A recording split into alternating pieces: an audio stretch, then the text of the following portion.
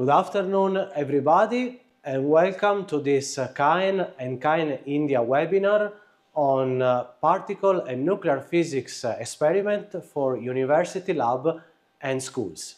My name is Massimo Venaruzzo. I'm part of the CAEN Sales and Marketing Division, and I'm one of the directors of CAEN India. And today, here with me, there is Cristina, who is the CAEN Educational Product Line Manager. The today webinar will be fully focused on a global overview about the CAEN Educational Product Line and which kind of laboratory experience and experiment can be done with our educational kit. This webinar is organized so that there will be a general presentation by Cristina, alternated with some hands-on with some of our educational kit that you could see here, and that will be described and used by Cristina later on. At the end of the webinar, there will be a question and answer session. So for the moment, please keep your microphone muted. We will unmute your microphone at the end of the webinar for the Q&A session.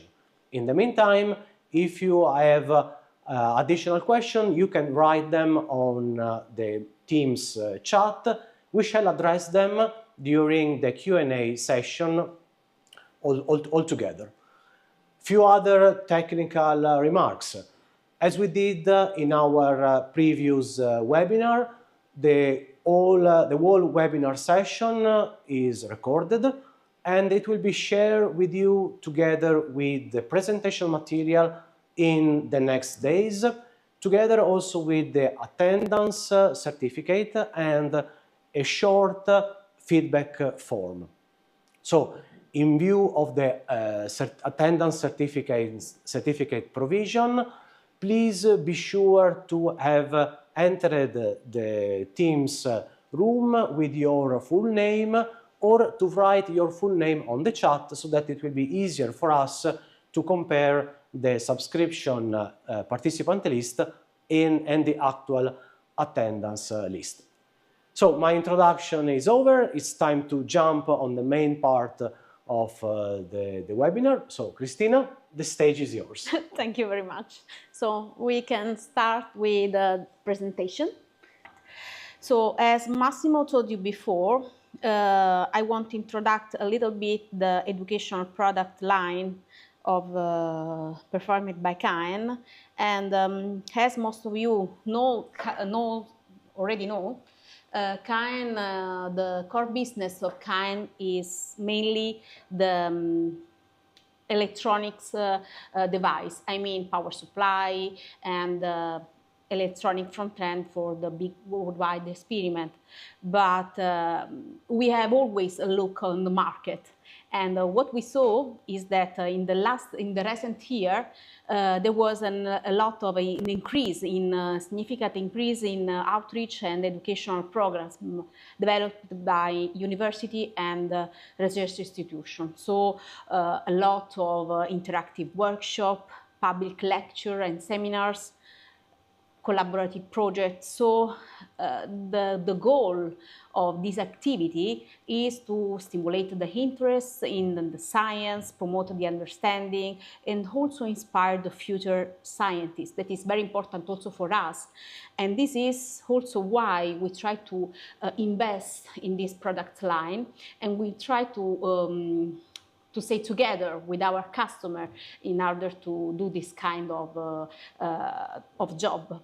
So we developed a new educational product line, and we bring our experience acquired in more than 45 years of collaboration with high energy physics and nuclear physics into the educational laboratories communities. So we entered the world of learning and training by providing modern physics experiments for advanced lab based on the latest technologies and instrumentation.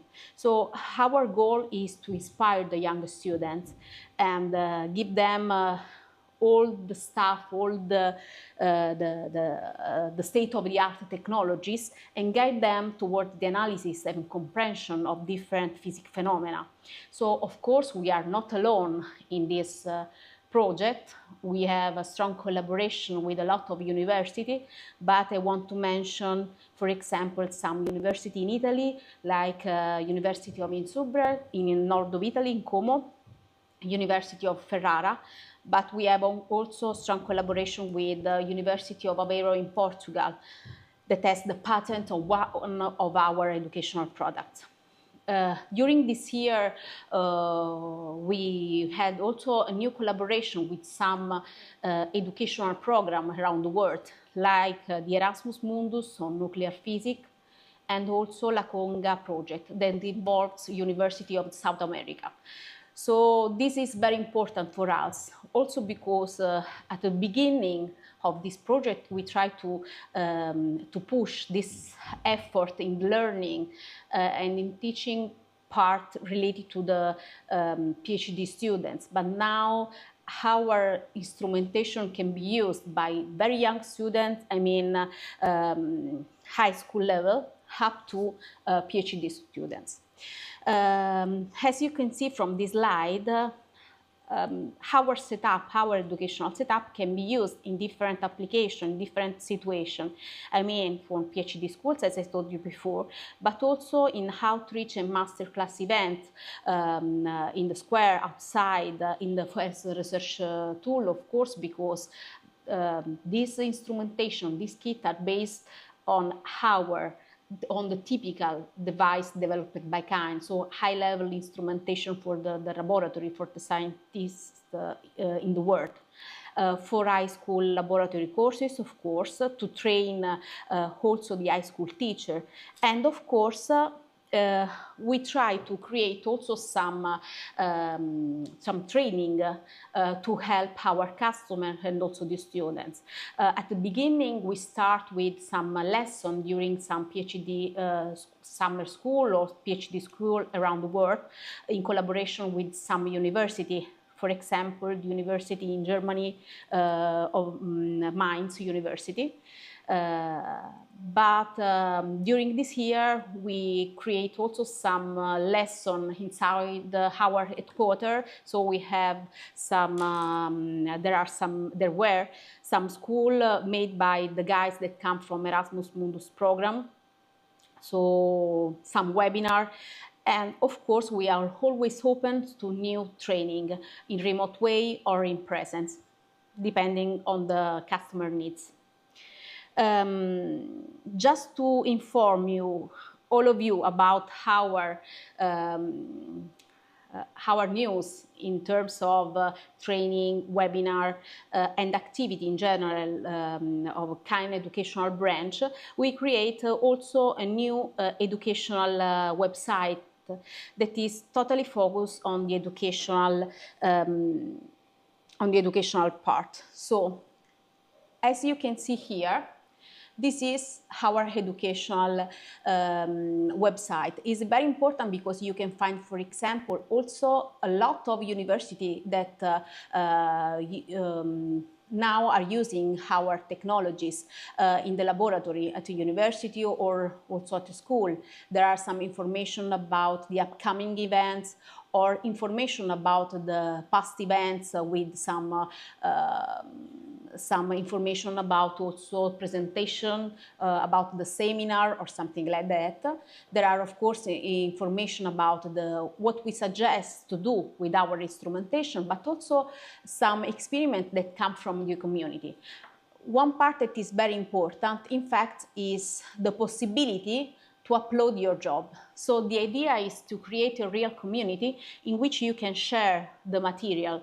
You can share, for example, as you can see here, the type of your work. As you can see here, you can share different kind of material, from application note, video, presentation, laboratory reports, something like that. So in this way, you can have the possibility to have a contact with another people from another country and create a new collaboration to start some scientific discussion. So this is very, very important also for us to increase this kind of community and also increase the possibility experiment that you could do with this CAEN setup. So jump on the presentation. Yes. Okay.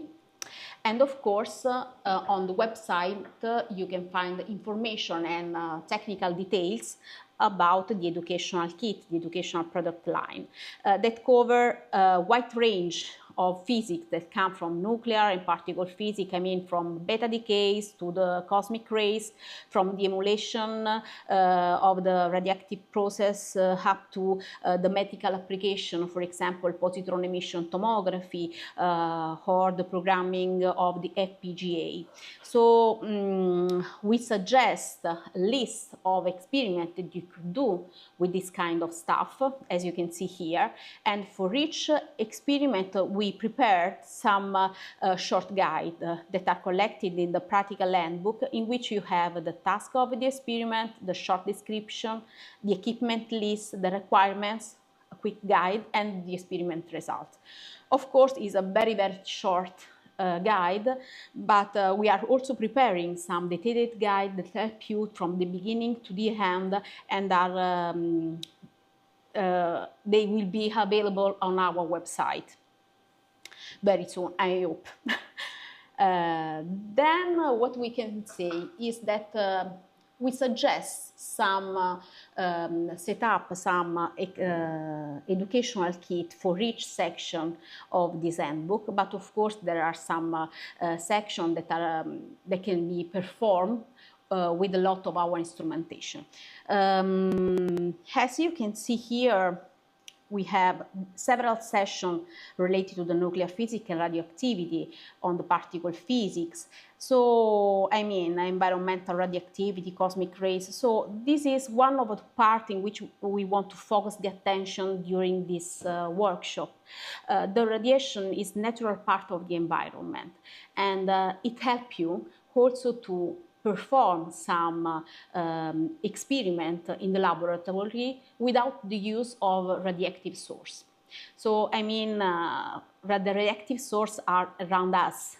It's not always something that is dangerous, because we can have the soil that is radioactive, water, air. We have the contribution from cosmic rays, but of course we have also some contribution that come from the industrial part, like nuclear elements produced by industry, and nuclear medicine, of course.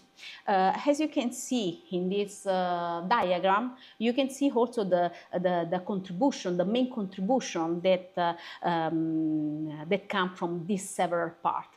But what we it's very important to focus the attention on the different radioisotope types. I mean, the natural one and the cosmic one, that today we want to detect with our instrumentation. So the natural gamma emitters are part of our environment, that come from the soil, come from the water, and it's around us. It's not something that is some dangerous, but during the creation of the Earth, most of the elements initially produced were radioactive, and they have been decayed from the stable forms. So due they have time, they are also present in the Earth, and from the decay change we can obtain some radioisotope that are we able to detect, like potassium, uranium, and thorium. Then we have the cosmic rays. So we have some radiation that come from the Earth and some radiation that come from the sky. So there are some high energetic cosmic protons that collide with atmospheric nuclei and produce the hadron shower. They decay is due to the long lifetime are pion channels, and of course at the end with the second shower we have the muons that are the most stable particle. I mean, the decay time allow us to detect at the sea level. In fact, they are the cosmic rays at sea level are made by the high energy muons, I mean 4 GeV. And we are able to detect. They are produced at 15 kilometers altitude, and we are able to detect it, as you can see from this picture in the lower part of the slide. So, just to perform some experiment also with the young students, we have some product line that help you, the young guys, to detect the environmental radioactivity that come from the earth and something that come from the sky. So in very simple way.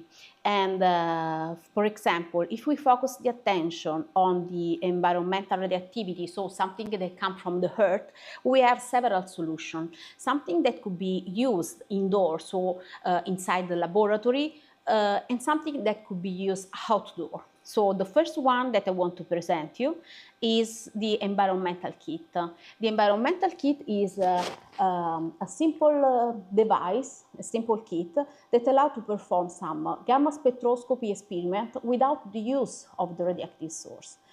The core of the system is made by iSpector Digital, that is composed by scintillator crystal, cesium iodine, a matrix of silicon photomultiplier, and then we have the electronics that allow to provide the bias on the silicon photomultiplier, acquire the signal, and also perform the multi-channel analyzer. So inside this bag you can find a lot of samples. For example, we have another scintillator that can be used like a source that allows to calibrate the system in terms of energy, the canister of activated carbon for the radon passive measurement, and also the software. And then we have also another kit that is essentially a little bit bigger than this one, that has some different, I mean, we have the same sample, the same software, but the shape of the iSpector Digital is a little bit different because it gives the possibility to change also the crystal. So give you the possibility also to study the several different behavior of the scintillator material in terms of light yield, decay time, and so on. And we have also some shielding kit in order to perform some absorption measurement. So here there are some experiments that we suggest related to the environmental radioactivity indoor. Of course, with this kit you can perform also part or a lot of experiments that are released in the gamma spectroscopy session. But this kit was made for this purpose. So let me see more in detail how it works. Okay.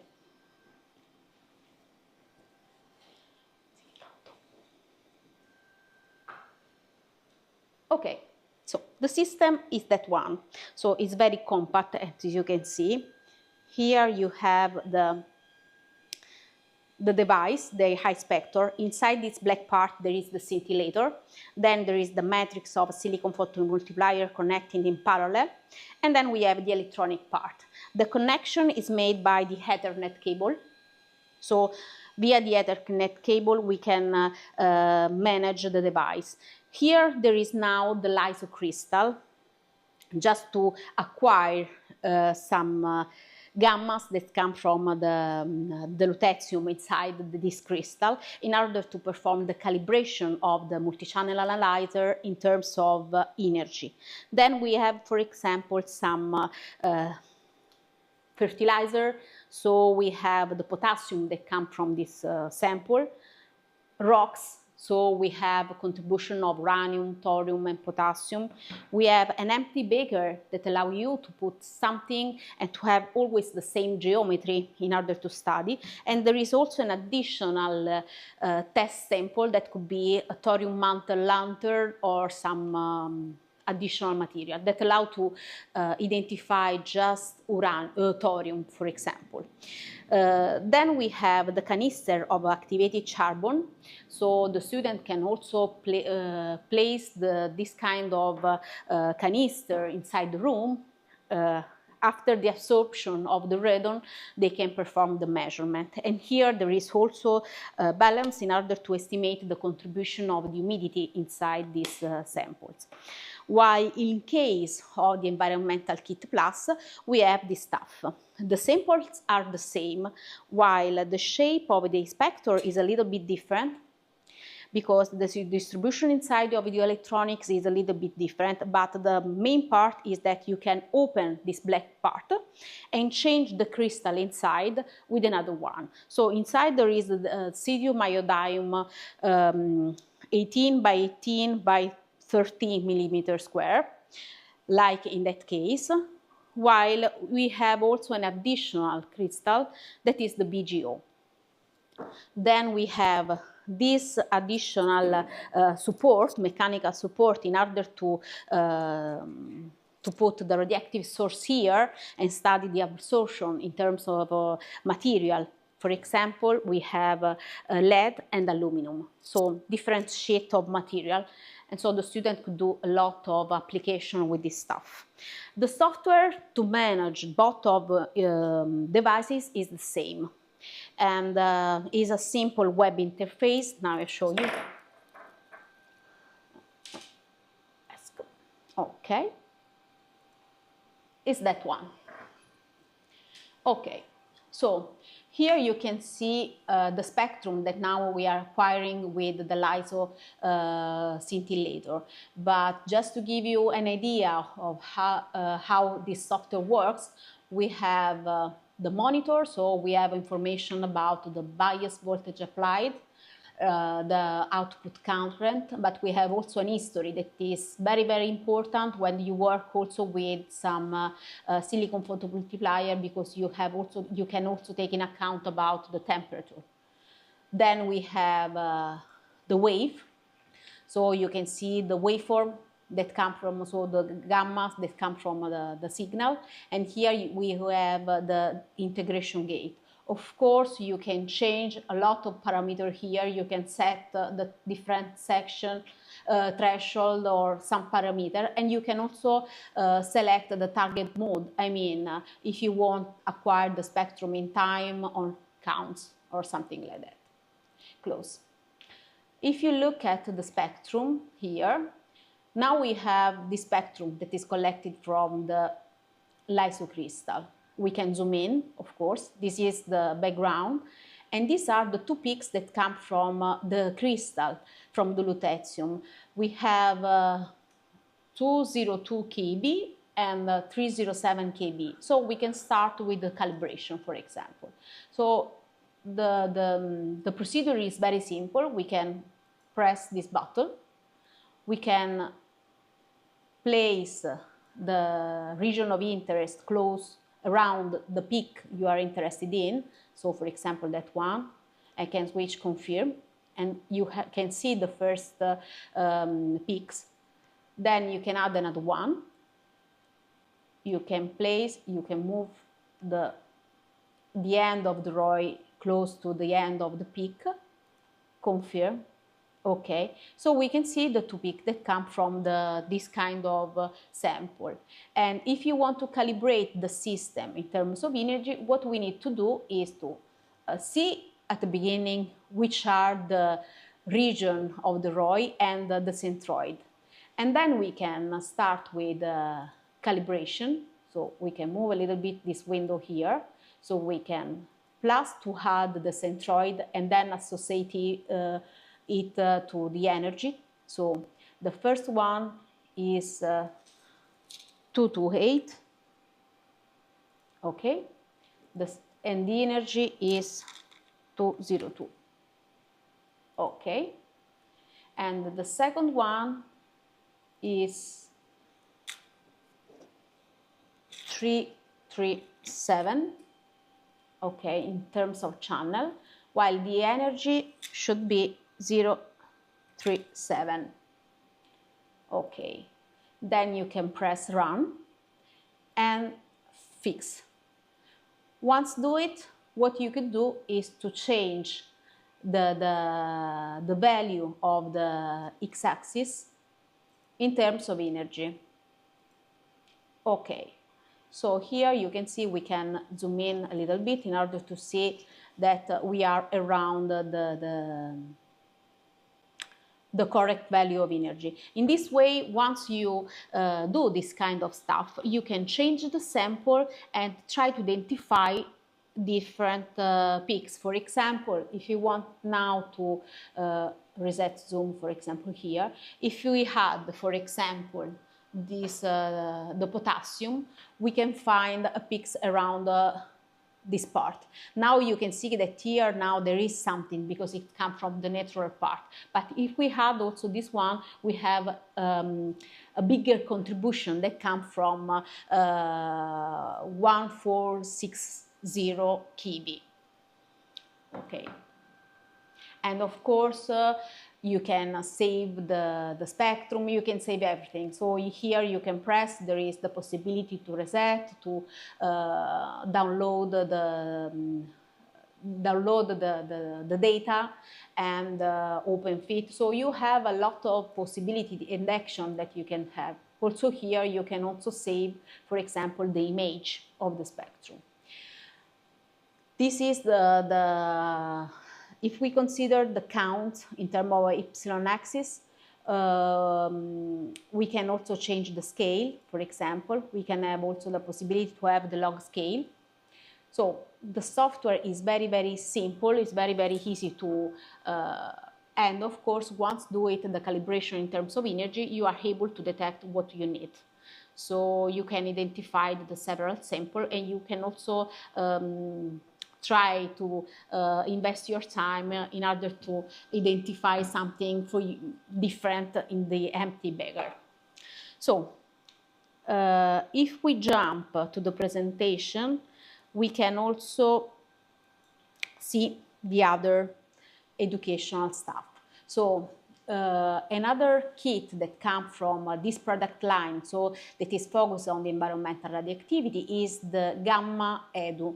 Gamma Edu is a portable detection backpack for environmental radioactivity. So as you can see from this picture, you can use it outdoor, so it's very, very useful for the experiment, not in the laboratory but outside, and for this reason it was used a lot of time also with the young students. As you can see in the lower part of these slides, you can see a lot of picture made with the very young students from high school level, in which they try to understand what comes from the environment around us. And there are some projects, for example, in Italy by National Institute of Nuclear Physics that involved several schools distributed around Italy on this project. And it is composed of, okay, inside the backpack you can find the main unit, that is the scintillator crystal, that is a sodium iodine 0.3 liter, that allow to detect the gammas that come from the soil. Then we have the photomultiplier tube that allow to convert this light produced inside the scintillator in an electrical signal.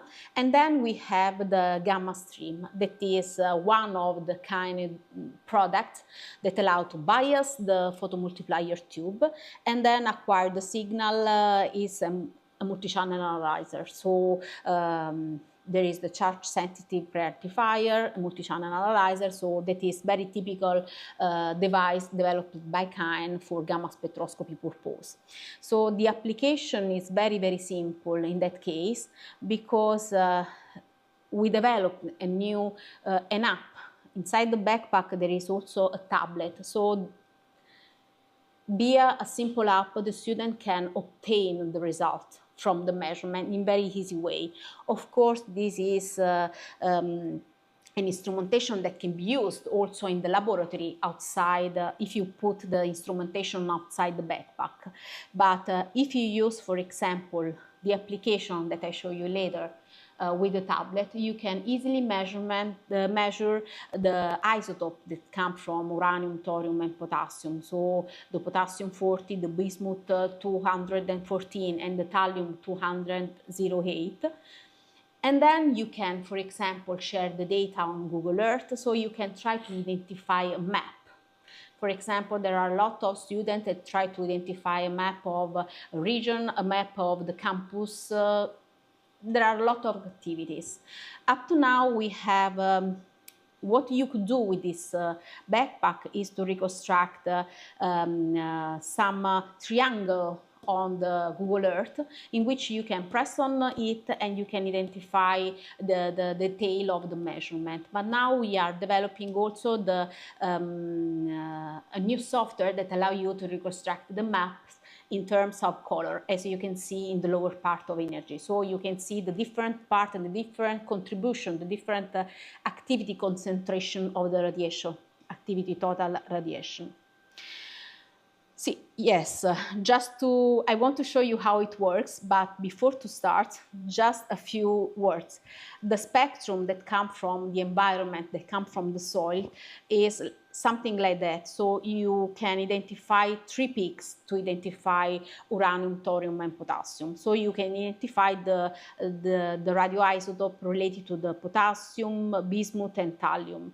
And once do it, the system for each measurement calibrate the spectrum in terms of energy, starting from the peak that comes from the potassium and the other one that comes from the thallium.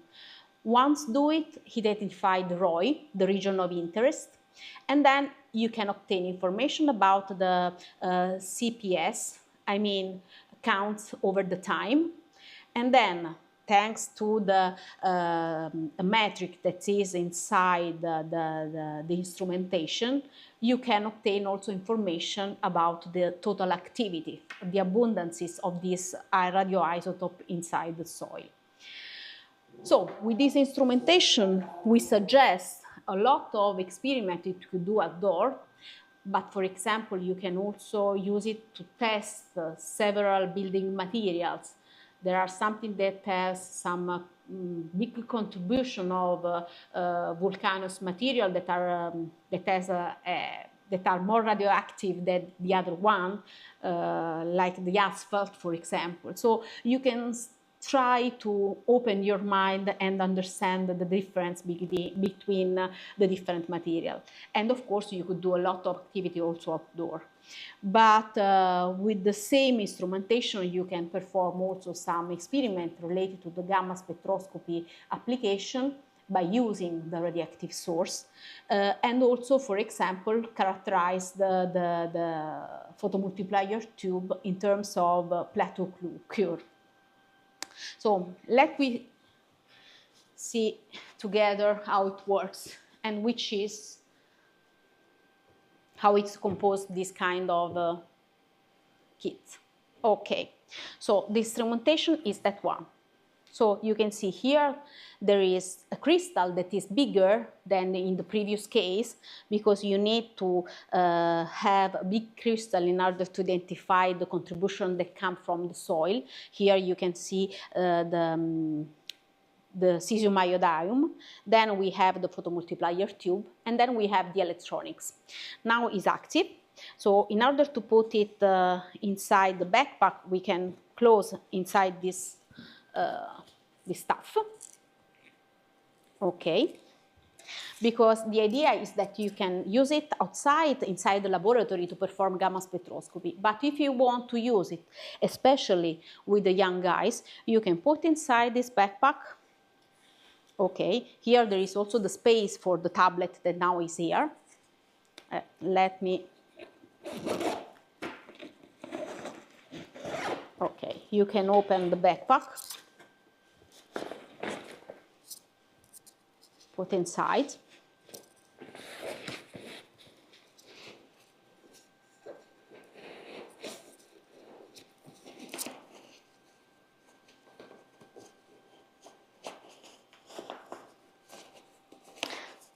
In this way, you cannot destroy the scintillator because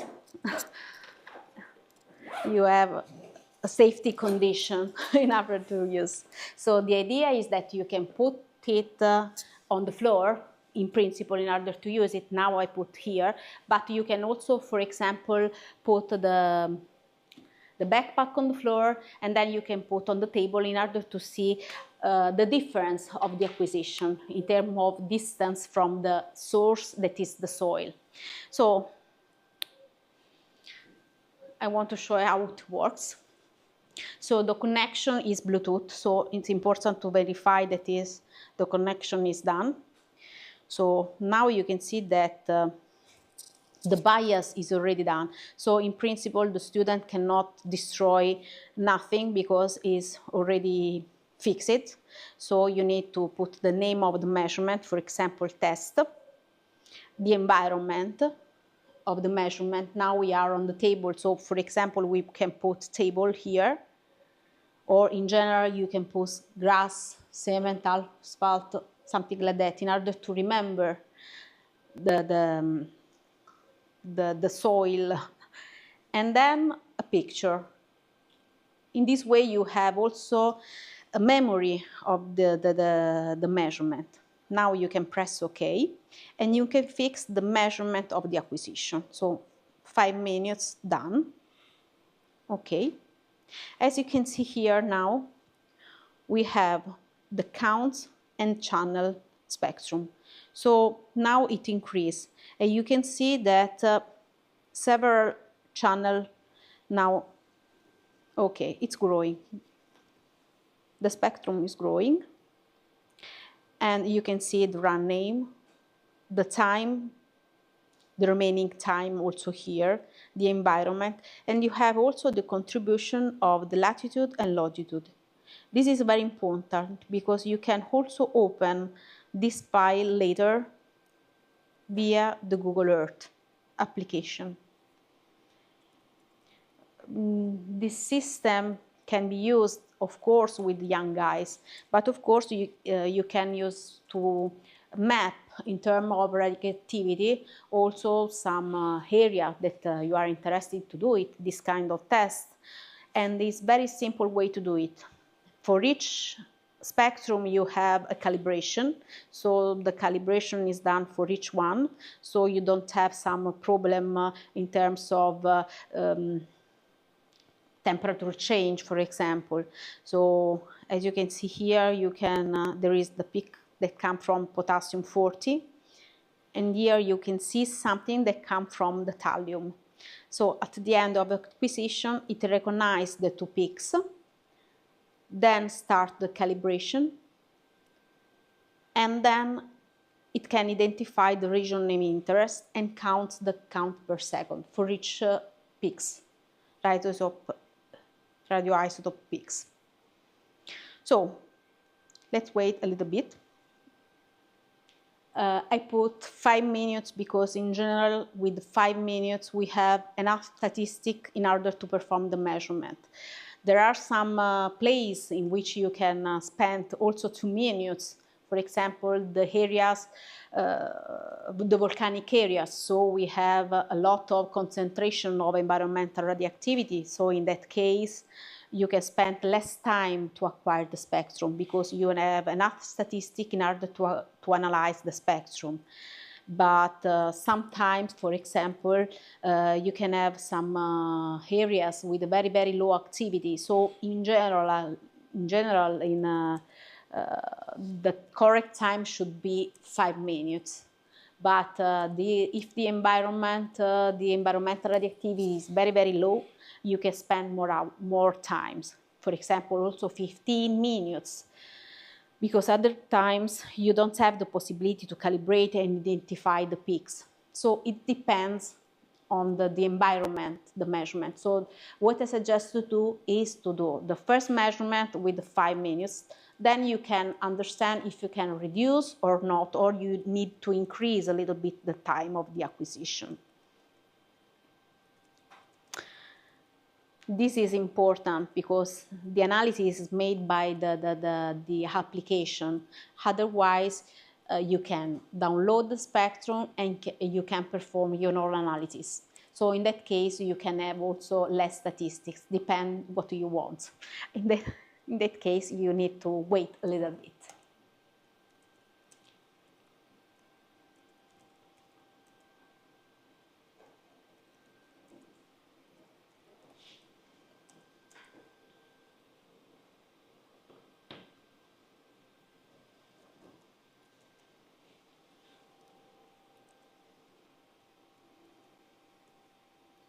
One minute, just 1 minute, so take patience.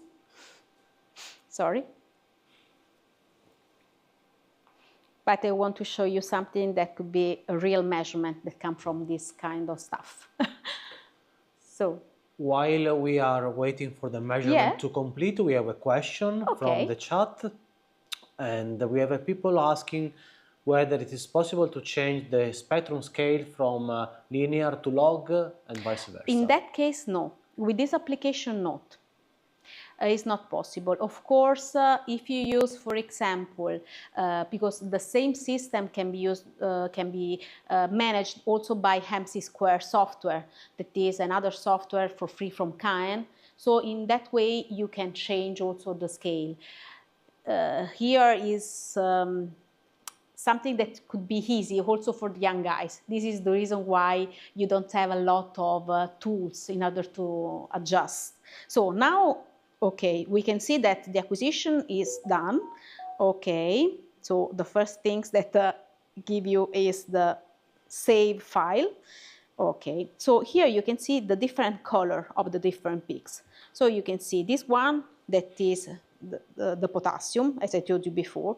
Then we have the red one at the end of the spectrum, that is the thallium, and we have here the count per second. And then here we have the bismuth. From this contribution, as I told you before, we can estimate the abundances of the three elements. And of course, we can share the measurement, for example, here, I press it, yes, via Google Drive, Gmail, or something like that. Or we can press view. I don't know if I press it, sorry, okay. And we can go directly on Google Earth in order to see the result of the measurement. Yes, this is our headquarters now. So this is, here we are here, okay. We can press on this, yes, wait a little bit, and we have the total activity, the percentage of the thorium, uranium, and thorium, potassium, sorry. So if you open the same file from Google Earth from your PC, you have also the possibility to see the picture that you made before. Okay. So it's a very, very simple way in order to can perform this kind of measurement. And of course, you can map a very big area, and you can reconstruct the map easily also with the young students. There are a lot of students, very young students, for example, we explain them something related to the radioactivity, to the K chain or something like that, and we explain to the young guys also that our body is made by potassium. So during some application with the young guys, there are some students that put together their body close to the backpack in order to see if the measurement can be affected by the potassium that is inside the. So the important thing for us is that the students, especially the young students, try to understand, they can try to open their mind, and they try to investigate. So the curiosity, they are intrigued to understand how it works, why they are detected something in such a place and not in another place. So the contribution that comes from the asphalt and grass that are different. So it's very, very nice also application with the very young students, not only from a research purpose. So if we jump to the presentation, we can see the last instrumentation that allow to do something related to the environmental radioactivity. So this one is the Rocky Rad. The Rocky Rad is the last one. Essentially, is a simple Geiger module that allows to count the contribution that come from several rocks. The kit, in fact, includes several rocks, several samples, so the student can try to see the difference that come from these several rocks in terms of counts, count per minute, and also dose. Okay. Another thing that I want you to say is that in that case we are able to detect just gamma and beta, not alpha radiation, because the glass is a little because the thin of the glass is bigger for the alpha. And also in that case, you can manage this instrumentation with another simple application, Android application that you can use on your mobile phone or, for example, on the tablet. So the connection also in that case is a Bluetooth connection. And on the display, we can see all together now, we can see the result of the measurement. So with this instrumentation, we suggest a lot of application, and what I want to say is that especially for the young student, this kind of approach that is very simple, because you can do a lot of exercise of statistics and you can understand the difference between different materials, but you can have a lot of connection with chemistry, biology, computer science, and it's very, very important also to explain to the students which is the correspondence between the count per minute that come from these rocks and the estimated draws. That it's a parameter that allow to estimate the impact on the human body, so that are typically from the environment, as you can see here. Of course, the student can understand that they can compare their result with this table that is on the guides, on the manual that we give to them. So let me see how it works and how the app works. Just minutes. Okay.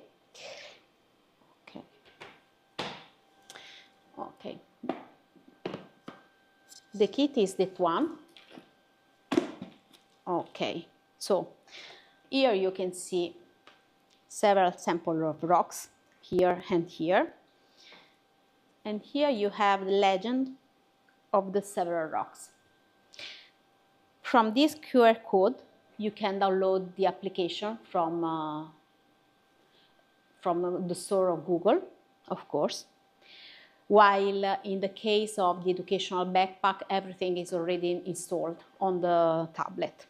And here you have the cable in order to power on this system. There is a battery inside, so now we can open directly. Okay, and now it starts to count. So the idea is that we can put on the table, for example, we can use, for example, this rock that is granite. We can put in the middle of the window. Here there is, you can see inside yes, here you can see the tube, the Geiger-Müller tube. Okay, so I can put these rocks on top, and then I can use the application. So let me see before that the Bluetooth connection is already done. Connection, Bluetooth. Okay, that is paired. And now rock it up. Okay, now we can press directly here. So you can see connecting, it starts the process, connection process.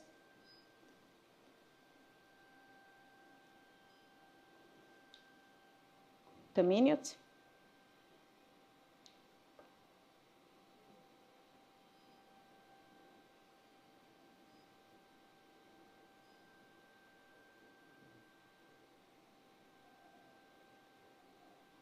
while we spend time to connect just to see what appears on the display. As you can see here, we have the data, the date of the day, the time, the battery. You can see the sound from the gamma or beta that are detected by the Geiger-Müller tube. Then we have count per second, the count per minute, and then we have time and the dose. Wait a little bit and it changes exactly. So let me close a little bit because probably the connection is not done because previously I connected via Bluetooth with the other instrumentation. Okay. Ampere. Okay. Rocky Rad now is the only one that could be paired. Okay. Just to remove everything before to restart. So, okay, we can press. So in general, yes, now we are okay. Probably it was a problem connection with the other instrumentation. So also in that case, we need to put the name of the measurement. So for example, we can select the name of the rocks. So granite, done. Picture also in that case. So in this way, you can remember the measurement, also if there are several contributions around the detector, so you can place. And then you can select, for example, the time of the acquisition in terms of hour or in terms of minutes. For example, just to see how it works, we can put directly 1 minute or 2 minutes is better because we have count per minute should be the mean value. So 2 minutes is better than 1. So as you can see, you can press play. So starting measurement, and you can see that this is the time of the measurement. The measurement will be stopped at 2 minutes. Here we can see the counts that come from the sample, that is the rocks, the mean value of the count per minute, and the dose rate. So it's very, very simple way. And of course, at the end of this acquisition, you have a collection of the data that you can save on your mobile phone or on your tablet, or you can share like in the previous application via Drive, Google Earth, no, sorry, or for example, Gmail from your mail. So in easy way.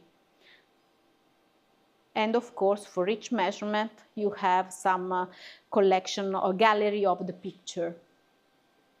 Okay.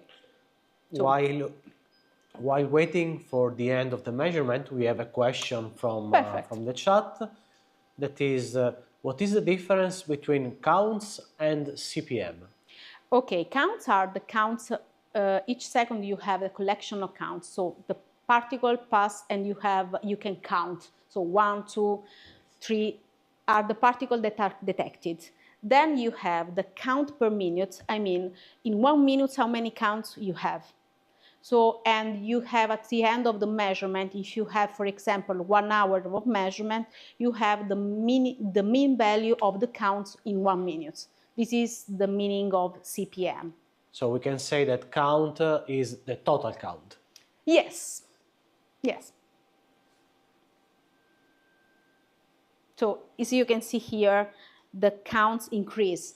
So there is not a limit. Let me close to the camera.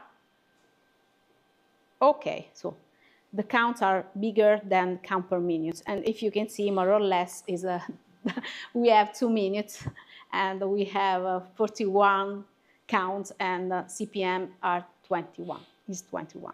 So you can, also in that case, you can have a gallery, you can save the data, and you can share the data like in the previous application. So it's very, very simple because this kind of tool is especially done for the young students, very young students, that just to understand the meaning of the radioactivity. Okay, so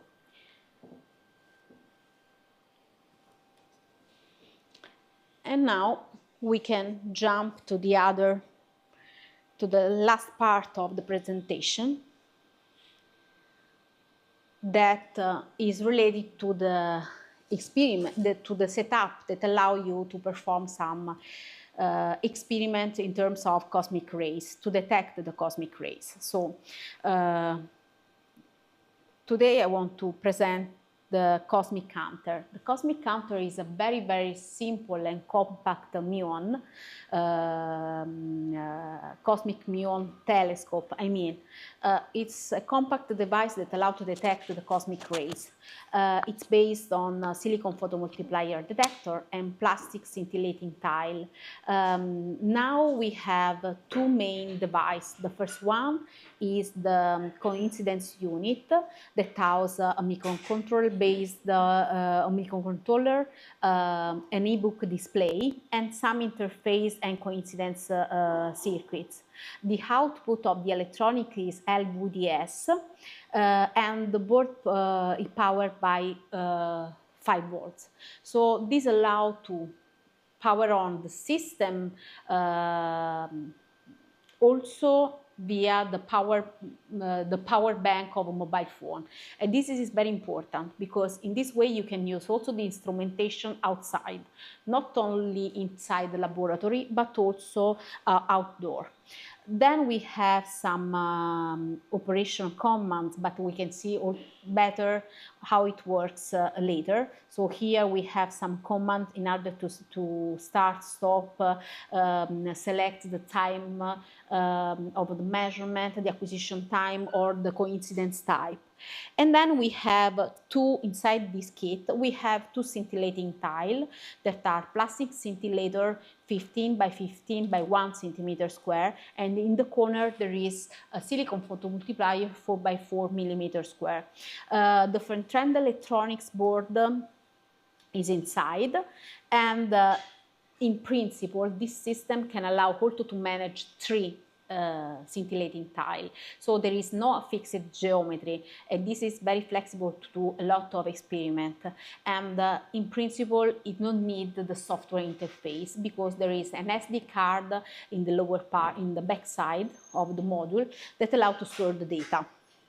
Then we have some additional tools that allow to perform several applications. For example, the telescope mechanics that allow to plug the 2 scintillating tiles and study the zenith dependence of the muon flux. Or you can add, for example, the 3rd scintillating tile, and you can reduce, for example, the background. You can study the shower. You can do a lot of application. Of course, it don't needs this kit no needs of software, but we developed also software to manage this instrumentation, and it allowed to manage all the parameters, to see the trend of the coincidence of the 2 scintillating tiles and the cosmic rate, and taking account of all the parameters in terms of pressure, temperature, humidity, altitude, and of course store the data. So we suggest a lot of experiment, as you can see here, based on the cosmic counter. But as you can see here, there are several tools that allow to perform cosmic detection.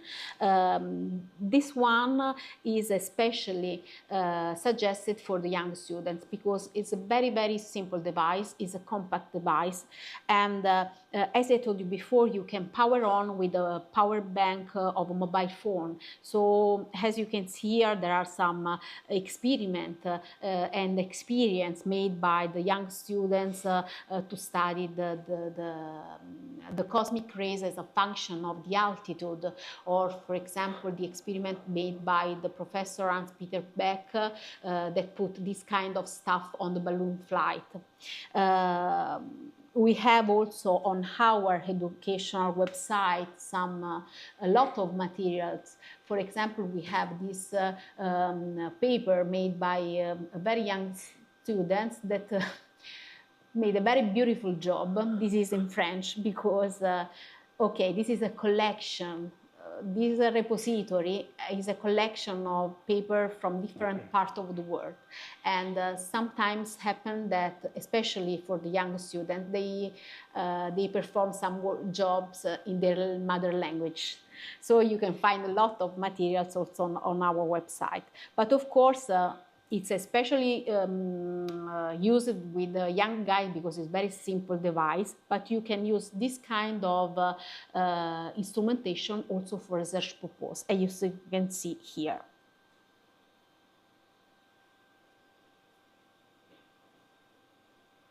Actually heavy electrons, which stream toward the Earth at close to the speed of light. Muons can also create flashes of light in the crystal. This is a muon detector, and it's got these 3 paddles of plastic here, separated by some pieces of steel. If we see a flash of light in all 3 basically the same time, then we know that a muon has passed through them. So if I hit reset, we can see, counting up the muons being seen, so it's at least a few a second.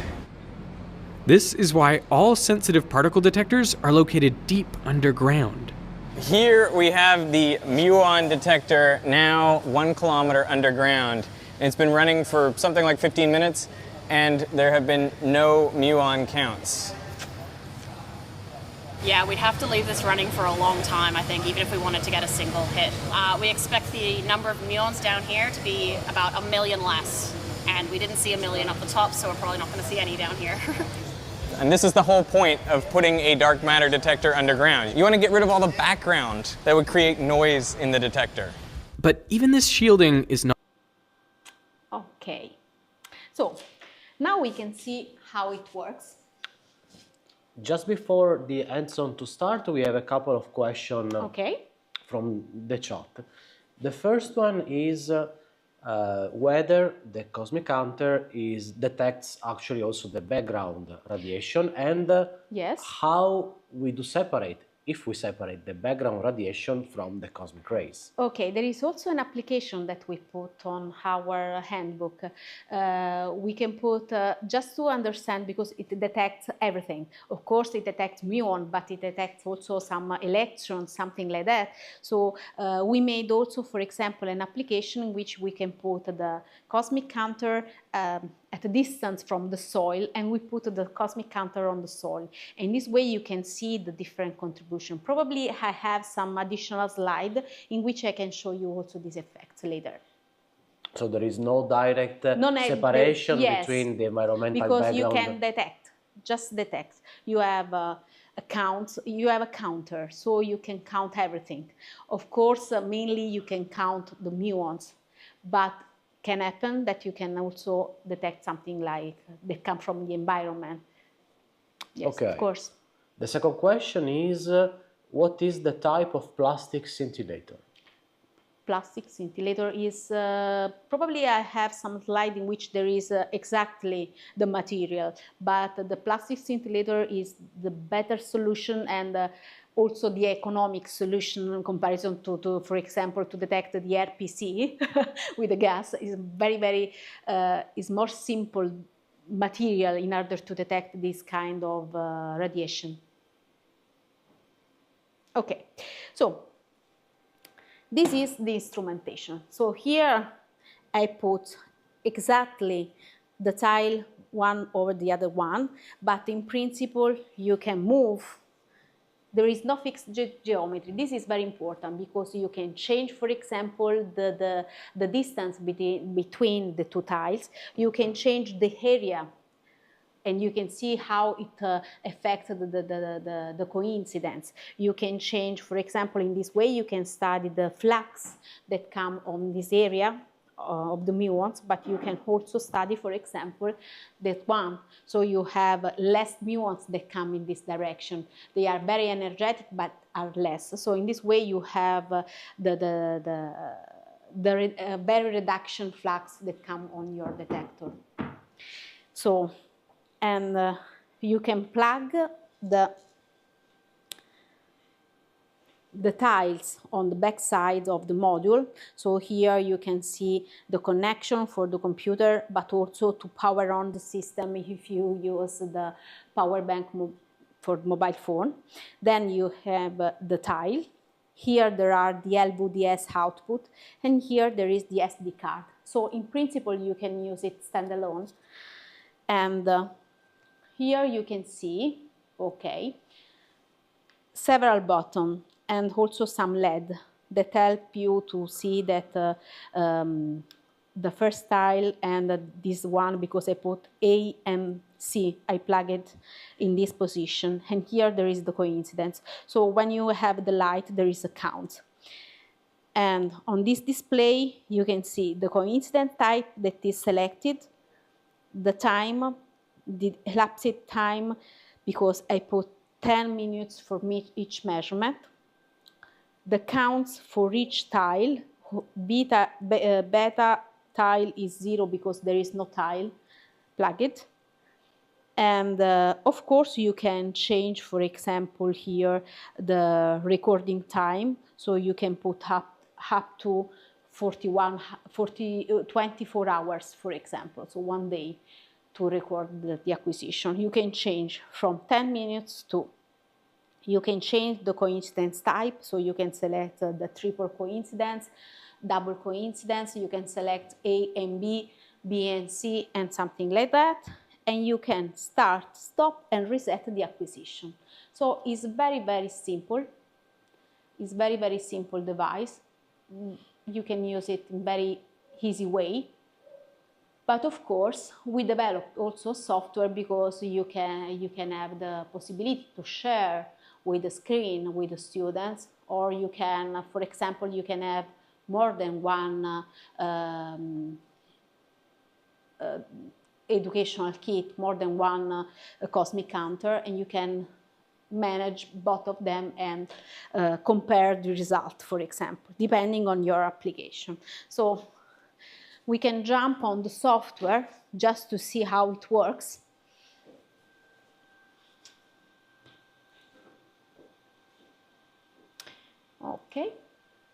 Okay. This is the dashboard of the software. So as you can see here, you can have the same information that we have on the display of the coincidence unit. So we have the total counts of the coincidence. We have the counts that come from tile A. Oh, now because it restarts the measurement. So the remaining time, we fix it 10 minutes that correspond to 600 seconds. So we can start to count. So we have the coincidence, we have the counts that come from tile A, tile C, okay? We have information about temperature, altitude, pressure, humidity, and of course here now the acquisition is longer because we start this kind of acquisition before we started the seminars. The remaining time, the hits per minutes. And of course, we have here information about the module. So the connection is via the USB cable. The serial number or PID of the module, the firmware version, the status of the acquisition, and the coincidence mode. As I told you before, we can select both from the panel, the front panel, the coincidence mode, but also from here. So you can select the single tile or the double coincidence, or if you have also the additional type, you can you can select the triple coincidence. Or for example, you can change the integration time from 10 minutes up to 24 hours, for example. You can disconnect the module, start, stop, and reset. And here you have date and time. There are some plots that allow to see, for example, here we have 0 counts because we don't have the tile connected to the module. We have just 2 tiles. And these are the counts in time. So we can start in the morning the measurement in Italy. So now this is the current time in Italy, and we are here. So this is during this day. And we have the coincidence chart in terms of counts in time or rate. So count per second in time. So we can estimate the flux that come on this tiles. We have the plots that are related to the pressure, altitude, humidity. We can see that there are some changes before the beginning of the measurement, and also the temperature change. And we have at the end the configuration. This part is to save the data on the computer. Now we are running, so you cannot change the data folder. But if you are not in run, you can change it. You can change the altitude, for example, because this value is estimated by the pressure. So if you want to fix some offset, you can select here and you can change the altitude. Or you can adjust the configuration time, because if you run directly, the device has a different time, for example, different selection of time. While if you synchronize with your computer, you have a synchronization in terms of time. So it's very, very simple also in that case, because the instrumentation is very, very simple, but it allows to do a lot of things. So let's jump on the presentation. Okay. Before going on, we have two questions again coming from the chat. The first one is, can it be used for measuring muon lifetime? I don't know if you can do it. You can try it. I never. Yes, probably it's not the proper stuff to do it. It's not the correct one. Of course, you can try to do it, but it's a little bit hard. Okay. The second question is it possible to do time of flight measurement? You don't have a start-stop. You have just the coincidence. You have just the counts that come from tile. You can select, for example, the single events on the tile A, for example, but you don't have the possibility to have at the same time the timestamp of tail A and tail B. It's a counter. It's a simple counter. So not having the timestamp, both the timestamp information, you cannot do the TOF because you have measurement. the integration time and you have the count per second in this integration time. You can just count in that time, and that's all. Okay, and there is also just another question, which I suppose that the answer is no. It is possible to determine where the muon entered? No, because there is just one silicon photomultiplier, because the collection is made by, there is a reflection, and the silicon photomultiplier is placed on the corner. So the light produced by the muons is collected on the silicon photomultiplier, and just with a lot of simulation and study, we adjust the dimension of the silicon photomultiplier and the place in which we put at 45 degree in order to increase the collection of the light, but you are not able, because there are not several strips. Of course, you can try to do it if you reduce the area of the coincidence, so you can identify the region in which probably you can count something. But in this way, it's not. We have just two channels, so it's impossible. And there are another couple of questions, which is one is how big is the scintillator coupling to the SIPM? It's optical grease. Okay, so I think that they are also asking somehow how big is the SIPM to have an idea about 4 by 4 millimeter square. Okay. Yeah. Okay, so 4 by 4 millimeter square. And the other question is, I suppose that the scintillator is organic. Yes, it is a plastic scintillator, and as Cristina told, there is an additional slide in the presentation that we will share with you, in which also the specific model of the plastic scintillator is indicated, so you can find the information there. Okay, so just to give you an idea, we have a coming soon instrumentation, that is that one, the Detection System Plus, that is, because now in the cosmic counter, the bias of the silicon multiplier is fixed. Also the threshold, everything is fixed. What you can change is just the time integration, the recording time, the coincidence type, while this is an additional intelligent tile through which you can change the bias, you can change the threshold, you can change you can change a lot of things, and you have a digital and analog output. It's a standalone. You can use it standalone because it's inside you can find the same dimension of the plastic scintillator, the scintillator in the corner, so you can bias the scintillator you can acquire, and you can have also the possibility to see in this part of the display. As you can see in the front panel, there is a very, very small display, but you can change, for example, from several screens, and you can obtain the charge distribution, the time distribution of the signal, the cosmic rate versus time, the mean value of the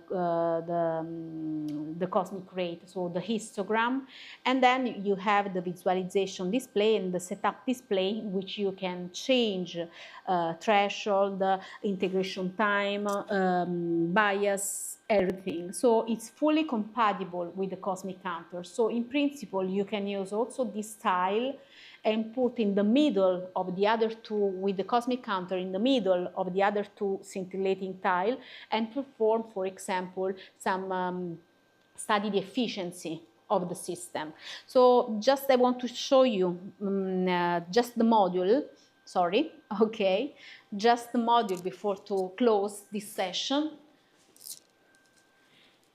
Now it's a prototype, but just to see the dimension of the module, yes. It's a prototype, so now it doesn't work, but just to see the dimension. So this white line identifies the position in which there is the scintillator in this place and in this place. So in principle could be also an external system for an external trigger for your laboratory, for example, because you have in the back side, you have also here the micro SD card. You have the output of the analog, the NIM output, and also the peaks. You have TTL output and LVDS. In this way, you can put this output on cosmic counter inside. And here you have a lot of knobs and buttons through which you can start, stop the measurement, and you can change the parameter, change it from the different display that I showed you before, and also set the condition of the measurement. So it's very, very new one. So I hope we can see how it works later, very soon. But it's a coming soon project. So we received this module a few days ago. And so thank you very much. So thank you very much, Cristina. Okay. I think we can now open our Q&A session. Yeah. And I have already a couple of questions coming from the chat. Two of them can be actually merged in one. And it is about what is the brand and the model type of the SIPM used in the cosmic counter. I think the brand is it's no, not Hamamatsu. In that case, is advanced, while in the other, because the most part of the educational product line is based on silicon photomultiplier, so especially from Hamamatsu. Then we have a photomultiplier tube inside the backpack that is from Psionics. And in that case, we have the silicon that comes from Advanced. Okay. And I think we can retrieve the specific model name and give this information. This information are on the backup slide. Okay. And the other question is whether it is possible to measure the energy of the cosmic rays.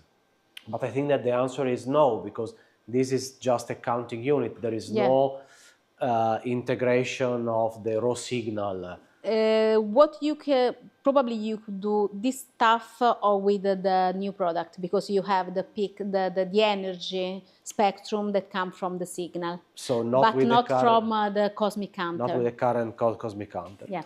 Okay, so now it's time to to open the Q&A session. So we can unmute your microphone, and then you will be able to do your question. Okay, now you are able to open your microphone and do your question.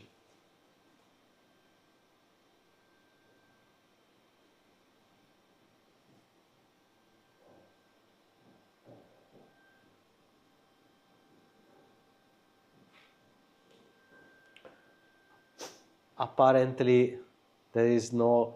Everything is clear. no, okay, there is a question on the chat, so I read it. How easy or difficult is the maintenance of the equipment? What are the possible troubleshooting tips?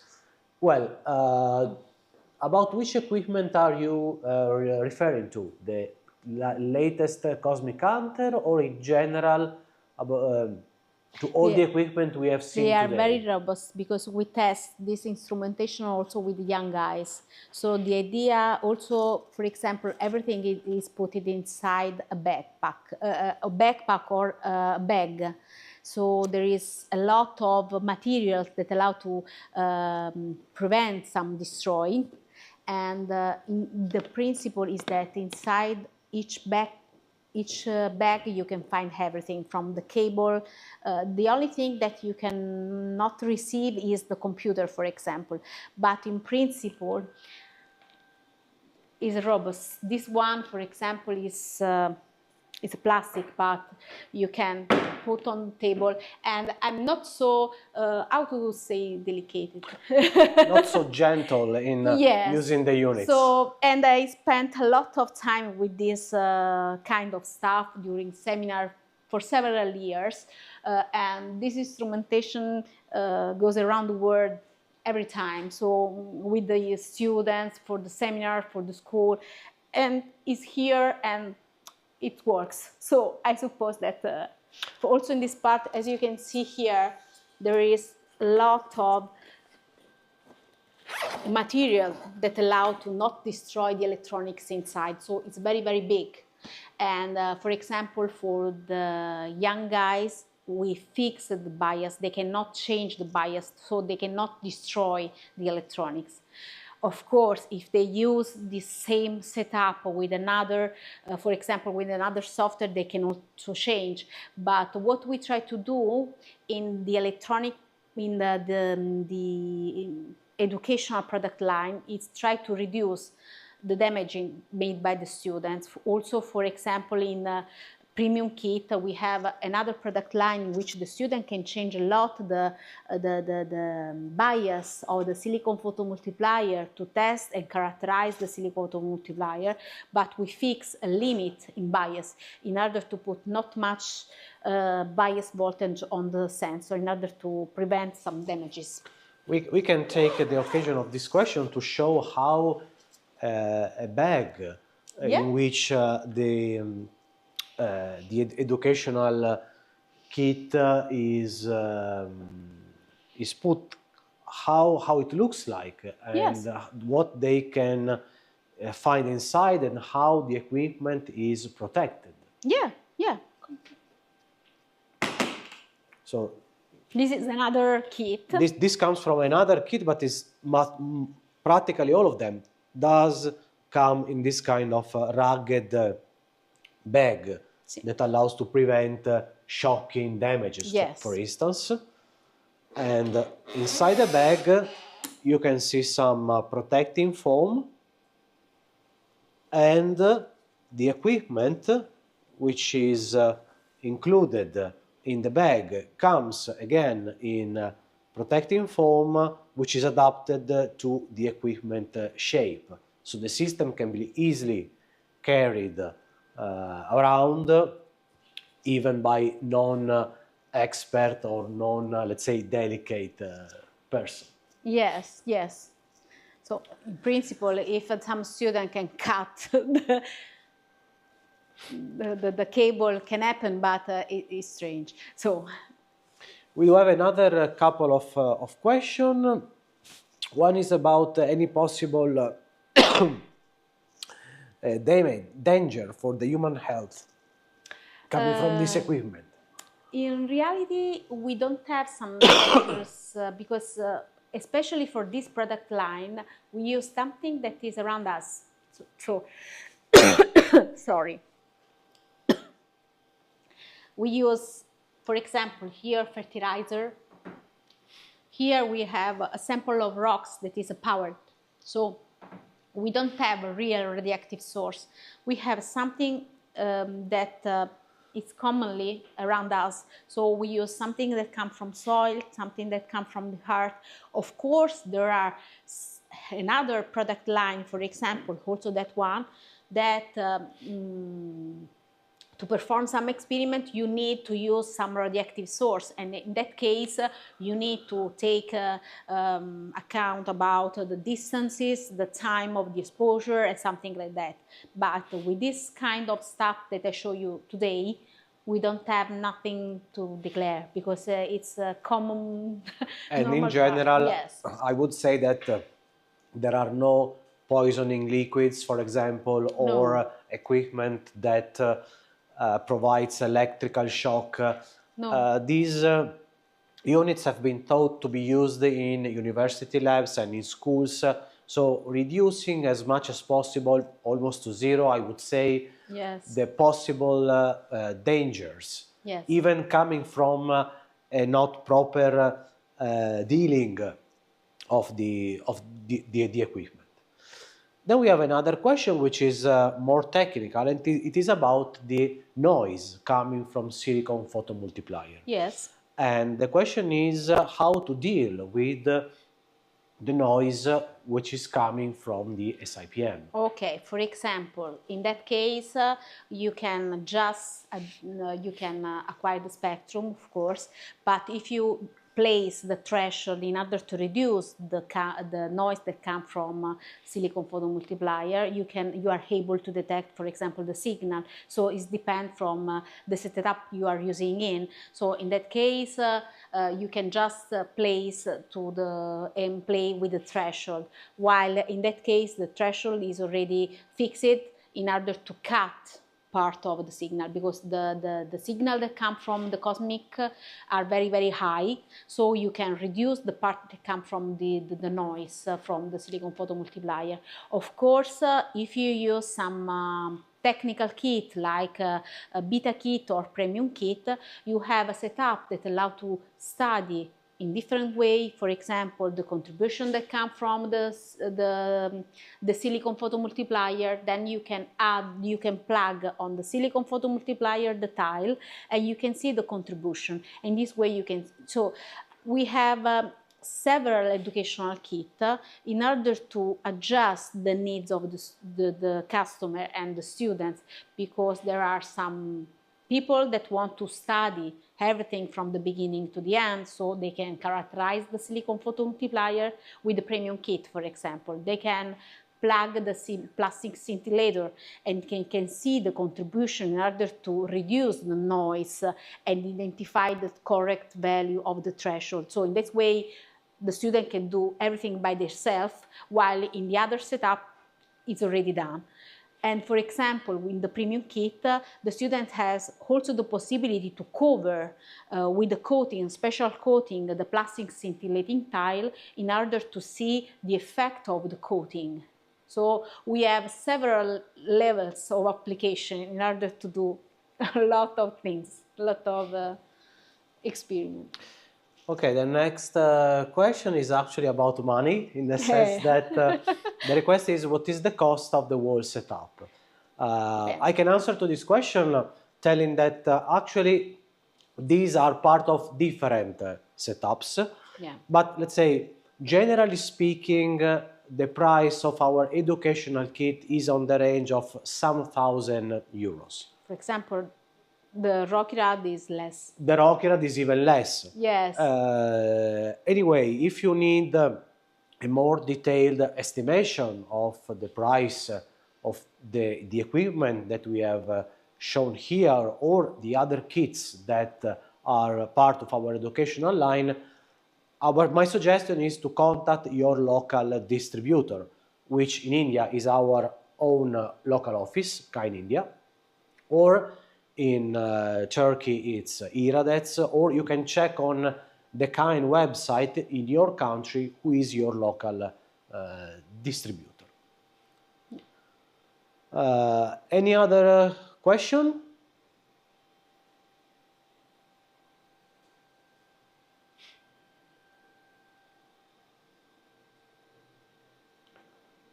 Apparently not.